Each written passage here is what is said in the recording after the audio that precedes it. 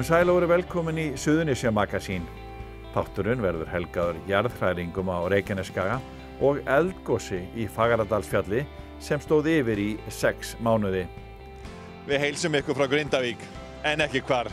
Það er náttúruvá á Reykjanesskaga, gos í Geldingadölum.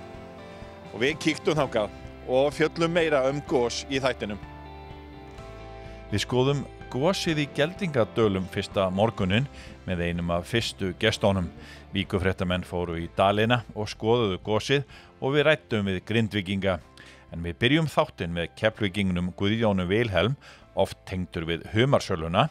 Hann var líklega með fyrstu mönnum að gosuna á laugardagsmorguninn en við á Víkufréttum voru líka fyrstir að birta frétt og mynd gosið á Víkufréttavefnum á föstudagskvöldið. Þetta er myndin. Hérna heyrir maður bara sko, það víbrar allt hérna undir mér. Úss, ég ætla að hverja, það er svona bara bassahljóðina honi. Finn bara bassabylgjuna ganga hérna yfir.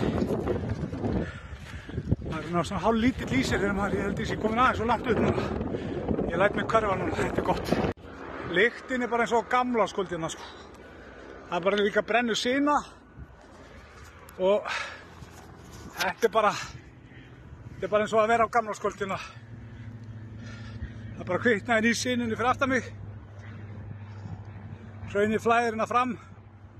Áhugi Íslendinga og útlendinga á þessu gosi er gríðar mikill og daglega hafa mörg hundruð manns sótt gosið heim í brekkuna í Geldingadölum.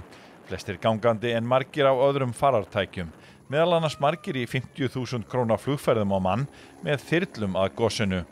Sigurður Óli Hilmarsson hjá fyrirtækinu Fjórhjóla ævintýrum í Grindavík renndi með víkufréttamenn í svokölluðum buggy-bíl og við ókum eftir Suðurstrandarveginum þar sem sjá mátti 100 bíla í kantinum og fólk á ferðinni, ýmist frá eða að gosi.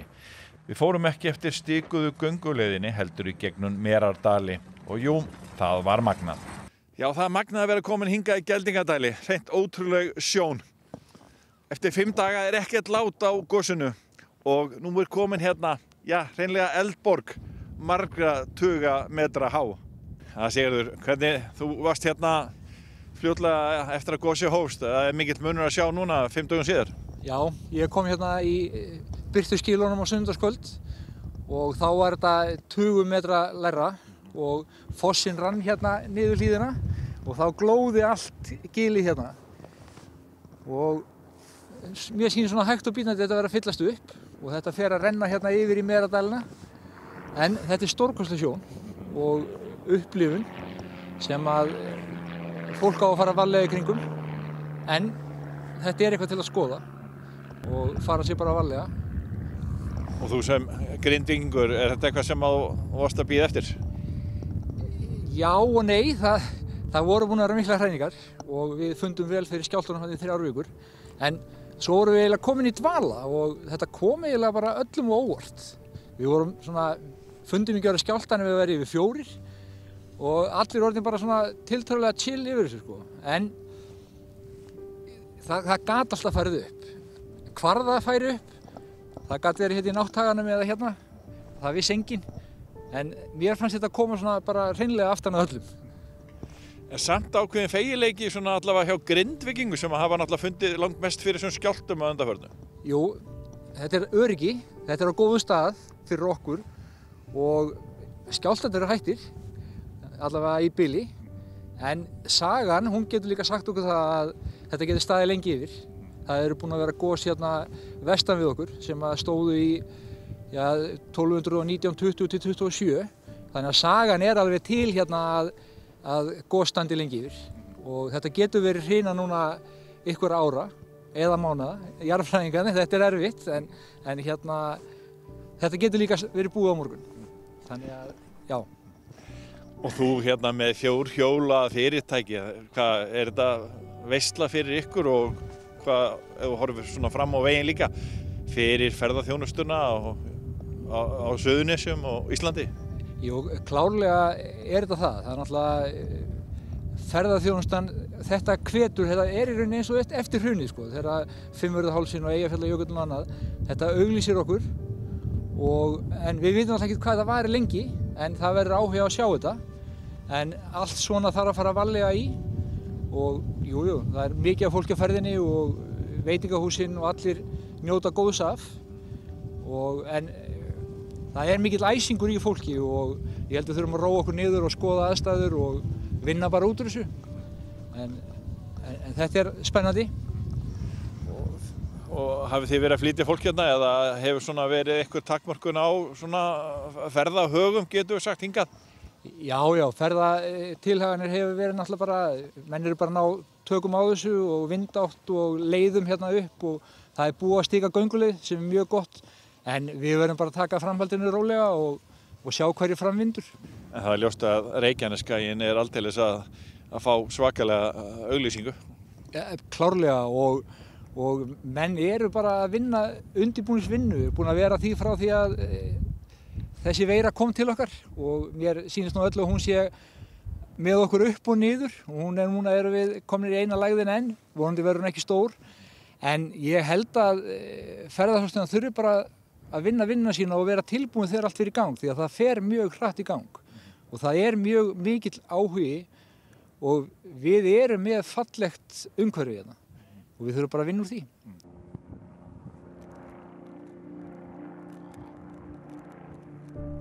Það hefur gosið í Faraldarsfjalli síðustu 5 mánuði. Gosið er á margan hátt á þægilegum stað og hefur ekki ógnað innviðum. Það telst lítið en framleiðsla þess hefur verið stöðug í þá mánuði sem það hefur staðið. Gosið er líka frábrugðið öðrum eldgosum á Íslandi og vísindamenn hafa ekki grænan grun hversu lengi gosið á eftir að standa. Þorvaldur Þórðarsson, prófessor í eldfjallafræði við Háskóla Íslands, segir að búast megi við fleiri eldgosum á Reykjanesskaganum á næstu áratugum. Þorvaldur hélt fyrirlestur fyrir Rótarifólki í Keflavík þar sem hann rakti jarðfræði Reykjaneskagans og fór yfir atburðarásina og það sem hefur verið að gerast síðustu misseri. Suðurnesjamagasín hitti Þorvald að máli og við byrjum á að spyrja hann hvað vísindamenn hafi lært af þessu gosi í Faraldarsfjalli. Já, við höfum nú lært ýmislegt og kannski til að byrja með kannski rétt að benda á að þetta gosi búið að standa í 5 mánuði, gosið í Holurhrauni 2014-15 stóðu í 6 mánuði og Skaftáraldar stóðu í 8 mánuði, þannig þetta gosið svona allavega tímalega er að ná þessum gosum en hvað stærðina varðar þá vantar dálítið mikið upp á vegna þess að þetta er stærðargráðinu minna heldur en gosið í Holurhrauni og 2 stærðargráðum minna heldur en Skaftáraldargosið allavega eins og stendur. Og þetta er kannski sem við lært mest af þessu gosi er það að það sýnir okkur að við þurfum ekki að vera með kerfi á miklum yfirþrýsting til þess að verði gos. Í gosum eins og í Skaftáreldum og meira að segja í Holurhrauni 2014-15 þá byrjaði gosið með töluverðum látum. Þetta var mikil framleiðni. Í Skaftáreldum var þetta á bilinu 6 til 8.000 rúmmetrar á sekúndu sem kom upp í byrjun. Og í Holurhrauni var þetta á bilinu 500 til 600 rúmmetrar á sekúndu. Þetta gos byrjaði 4 til 8 rúmmetrum á sekúndu. Hinn gosin, náttúrulega byrjaði með látum, það duttu tiltölulega fljótt niður og það dró úr framleiðninni eftir tíma.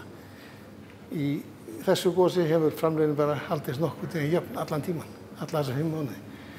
Þannig að þetta er svona kannski eins og að vera að gera lítið gat á mjög stóra blöðru og hún er að tæmast mjög hægt og rólega. Það er í rauninni mjög stabílt. Það er mjög stabílt og framleiðnin er mjög stöðug. Rytminn í gosin hann er mjög stöðugur. Og það er bara heldur þessum dampi. Og það við höfum séð sveiflur í virknin í gígunum. Við fáum hrynur og síðan dettur virknin niður í gígunum í smá tíma og kemur upp aftur. Og það tengist bara ferlum sem eru allra efst í gosrásinni. Í efstu 100 metrum í gosrásinni. Og gosrásinni er náttúrulega eins og hefur komið fram áður að hún er 17 kilometra löng. En vitið þið hvað er að gerast undir þessum 100 metrum? Í sjálfu sér ekki. Við veitum að kvika kemur upp og hún rís mjög hægt. Risaðinn á þessari kviku, hann er cirka bát 350-400 metrar á dag. eða ef við gerum þetta í millimetrum þá er þetta 7,5 millimetrar á sekúndu. Þannig að þetta kemur mjög hægt upp, en er stöðugt. Þetta er stöðugt flæði og þó svo við sjáum þessar breytingar sem er að gerast á yfirborði þá er það ekkert að hafa neitt áhrif á það sem er að gerast neðar í gosrásinni. Er þetta ekki draumur ykkar vísindamanna að fá þetta og á þessum stað, jafnvel? Jú, og bæði sem vísindamanni í rannsóknum og líka sem kennara á þessu sviði, þetta er algjör draumur og þarna getum maður farið með nemendur og í staðinn fyrir að vera að reyna að sýna þeim þetta á glæru eða í teikningum eða á töflunni, þá bara förum við og sýnum þetta út í náttúrunni á vettvangi. En aðdragandinn að þessu gosi, er eitthvað svona, þegar þið horfið tilbaka og þið hafið væntanlega verið að lesa í svona aðdragandann og þessi merki sem að voru og jafnvel merki sem hafa ekki verið?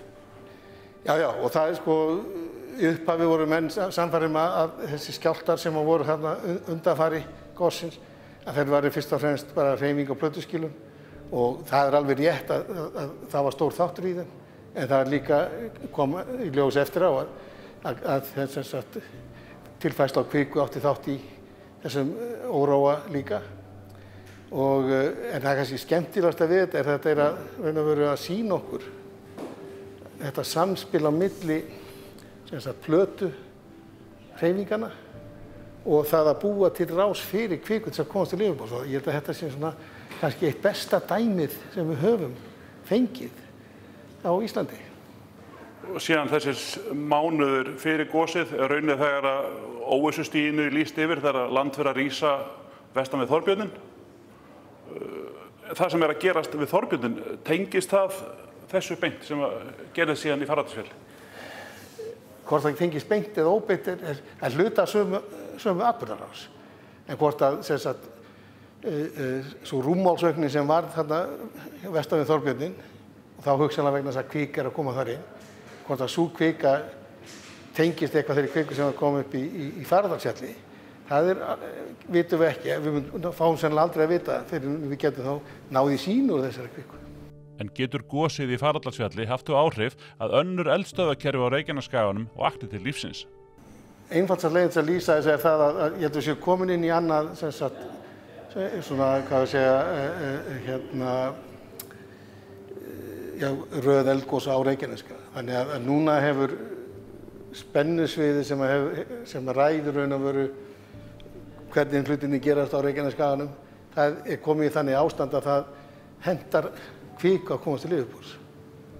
Og þannig að getur sagt spennudreifingin á Reykjanesskaganum, hún er í góðum gír fyrir eldgos. En hefur ekki verið það undanfarin 700-800 ár. Þannig að eitthvað hefur gerst sem hefur breyst. Ég þori nú ekki að fullyrða hvað nákvæmlega er sem hefur breyst, en það hefur breyst og ég býst við því að á næstu áratugum munum við fá fleiri gos á Reykjanesskaga og ekki þá bara við Fagradalsfjall á öðrum stöðum á Reykjanesskaganum og hugsanlega þegar yfir er staðið þá verðum við búin að fá gos eftir öllum endilöngum Reykjanesskaga. Þetta gos, er þetta ekki bara góð áminning það að við þurfum kannski aðeins að horfa betur í kringum okkur og varðandi innviði og plan B? Jú, þetta er besta viðvörun sem við gátum fengið. Þetta er aflítið gos og það hvað ég segja, aðgengilegt. Og við erum með fullt af mælum, við getum mælt næstu því allt sem tengist þessu. Og við getum líka notað til að læra hvernig er best að bregðast við, til dæmis hraunflæði á ákveðnum stöðum, mengun á ákveðnum stöðum og þar fram til gott. Þannig við getum búið okkur undir og verið betur undir búin að takast á við atburði sem myndu gera kannski miklu hraðar heldur en þessi atburði og vera miklu stærri. Þannig að þetta er eiginlega eins og best var á kosið. Þannig séð. Magnús Tumi Guðmundsson, prófessor í jarðeðlisfræði, flutti erindi jarðhræringar í Fagradalsfjalli í menningarhúsinu Kvikun í Grindavík í síðustu viku. En ár er liðið frá því eldsumbrot hófust í fjallinu. Eldgos hófst í Geldingadölum að kvöldi 19. mars og í aðdraganda gossins voru fordæmalausir jarðskjálftar á Reykjanesskaganum. Víkurfréttir hittu Magnús Tuma að máli í Grindavík og ræddu við hann umbrotin á Reykjanesskaga. Ár liðið frá því eldsumbrot hófust í Fagradalsfjalli við Grindavík en eldgos hófst í Geldingadölum að kvöldi föstudagsins 19. mars árið 2021.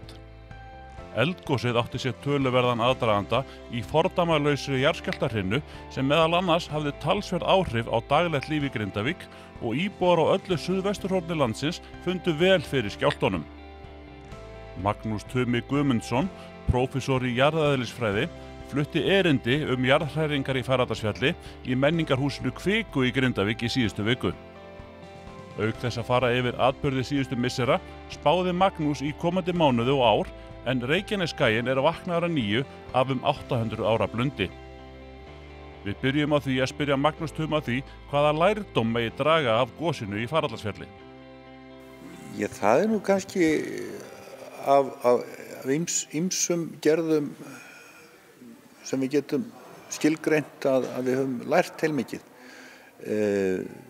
Í svona jarðfræðilegu sjónarmiði þá er það þannig að þetta fyrsta gosið á Reykjanesskaganum sem á núverandi tímum og með þá við sjáum svona gos og það aðstæður hér eru svolítið öðruvísi heldur en í austurgosbeltinu eða norðurgosbeltinu og þannig það mjög lærdómslíkt að sjá þetta en það eru ekki síst það að við erum að sjá hvernig Reykjanesskaginn kviknar á honum, hvernig aðdragandi eldgosa þar og eitt af því sem að virðist vera hér og minnst kosti alveg greinilegt hérna og með mörg gos að þau kvikan að koma beint úr möttli jarðar og það óvanalegt því að yfirleitt á hún einhverja viðdvöl í jarðskorpunni og það bara eitthvað sem ekkert mikið að hafa aðgang að. Þetta gerist á úthafsreykjónum en þeir eru á kafi í sjó og erfitt að komast að þeim. Og það jarðefnafræðingar að finna út alls konar hluti og síðan það þessi gliðnun sem varð, hvernig hún hegðaði sér, þá vitum við betur við hverjum að búast á skaganum. Og síðan bara nútíma tækni þannig að það hægt að gera svo margt, það var hægt að kortleggja þetta hraun mörgum sinnum, það var kortlagt 20-30 sinnum, ég man ekki lengur töluna og niðurstöðurnar birtar jafnharðan og það þýddi það að það var hægt að fylgjast mjög vel með þróuninni og í hvað stefndi. Aðdragandinn að þessu gosi, það voru gríðarleg átök. Þetta eitthvað, þetta ekki þess endarlega sem við sjáum við önnur gos, það þessi skjálftar, þessi ógurlegu skjálftar sem voru í aðdragandanum. Þeir voru náttúrulega mjög miklir ef við berum þetta saman við gos eins og í Grímsvötnum eða Heklu og þess vegna Kötlu eftir því sem við vitum, þá þetta miklu lengri og meiri aðdragandi hvað skjálfta varðar, en það var þetta gliðnun, það þurfti að brjóta leið, kvikan þurfti að brjóta sér leið og það þá þannig að það eru kraftar sem eru búin að vera að toga og þeir toga alltaf fastar og fastar og svo kemur að því það brestur og það fór að gerast þarna og þá kvikan, kemur hún að neðan og þetta svona samspil á milli þess að kvikan að brjótast upp og svo að skorpan að rifna í sundur. Nei, þessi skjálftahrina eiginlega fordæmalaus og mesta skjálftahrina sem ég held að engin núlifandi Íslendingur fundið eins mikið af skjálftum eins og við fundum hérna fyrir ári síðan. Eru þið eitthvað búin að rýna þetta síðan núna aftur í tíma? Nú var til dæmis mikið skjálftahrina 2017 á þessum slóðum. Eru þetta tengsl? Já, það við hljótum að líta svo á að skjálftavirkni hefur farið vaxandi núna, svona horft svona til nokkur ára, þá farið svona jafnt og þétt vaxandi og þegar við horfum á þetta út frá þeim atburðum sem hafa nú orðið, þá eðlilegt að líta svo á að þetta hafi verið undanfarið, þetta hafi verið byrjun á þessu sem við getum sagt að þeim kafla sem lauk með svo þessu gosi hverjir næstu kaflar verða á eftir að koma í ljós. Það virðist vera að það sé nú ekki alveg búið með landris en þetta nú allt, það hefur hægt á þessu öllu saman með kosti. Þannig að við vitum ekki hvort að við erum búin að sjá endan á þessar atburðar sem nú eru í gangi eða hvort eitthvað meira gerist. Jólin þá kom áköfrina og þá kom nýtt innskot. En það var bara greinlega ekki næg kvika eða nógu mikið í gangi til þess að næða upp til yfirborðs, svo það hætti. Kannski það endurinn á umbrotunum, kannski kemur eitthvað meira. Við verðum bara að sjá. Þið hefur náttúrulega lært helling á þessu gosi og þetta svona, má segja, einhver vísindagarður fyrir ykkur næstu árin, hérna Fagradalsfjallið og það umhverfi. Algjörlega, þetta gos náttúrulega margra hluta vegna. Það var hægt að fylgjast mjög vel með aðdragandanum, með nýjustu tækni og kollega mínir sem vinna við það eru mjög, það er stundum mjög framlega heimsmælikvarða. Það voru vísbendingar eða upplýsingar sem að kvikaðan að gefa möttulinn hér undir og hvernig þetta spilar saman. Það var hvernig svona hraun renna, þetta voru svo miklar upplýsingar og það eru verið að rannsaka og síðan eru gögnin sem var safnað hjálpa til við að skilja hvernig sprengivirkni hegðar sér í gíg og það eru mismunandi hópar að skoða þetta allt saman. Og það með svona gos að það eru, já, þetta er tilraunastafa náttúrunnar og það það sem gefur Íslandi töluvert forskot á þessu sviði að við höfum þessa atburði og það fer saman að því betur sem við skilja þá, því betur getum við tekist á við þá og líka að þetta eru spennandi viðfangsefni fyrir vísindamenn. Bæjarstjórinn spurði þig hérna áðan í fyrirspurnum hvort það væri einhver hætta á því að svona eldgos geti læðist aftan að fólki og það byrji skyndilega að gjósa. Það er ekki hér.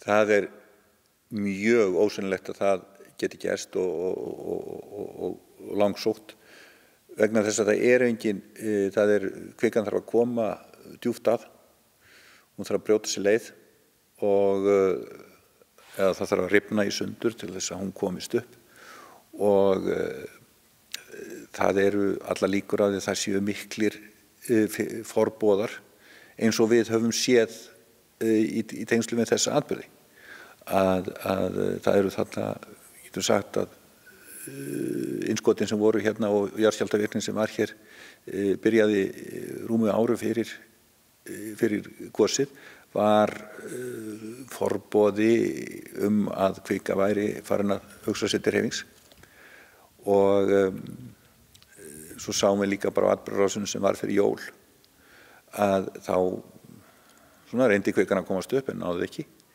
en það leyndi sér ekki og þess vegna eru